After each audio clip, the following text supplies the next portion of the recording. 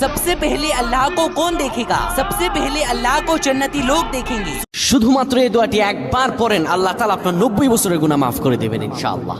আপনার 90 বছরের গুনাহ মাফ হয়ে যাবে যদি মাত্র এই দোয়াটি যদি একবার পড়তে পারেন। আপনার ভাগ্য খুলে যাবে, রিজিকে বরকত আসবে, মনের নেক আশা পূরণ হবে, আল্লাহ আপনার সব দোয়া কবুল করে দিবেন। সুবহানাল্লাহি ওয়া বিহামদি।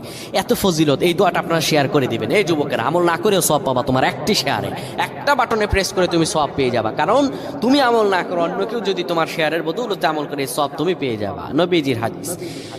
আমার ভাইয়েরা, আল্লাহর কাছে দোয়া করা, আল্লাহর কাছে দোয়া চাওয়া, এটি হলো মুমিনদের কাজ। আমার আল্লাহ বান্দাকে বলেন, বান্দারে উদউনি আস্তাজিব লাকুম, আমার কাছে চাও, আমার কাছে চাইলে আমি আল্লাহ তোমাকে দিয়ে দিব। কেউ যদি একবারে দোয়াটি পড়তে পারে, দোয়াটি হলো রব্বি ইন্নী যালামতু নাফসি ফাগফিরলি।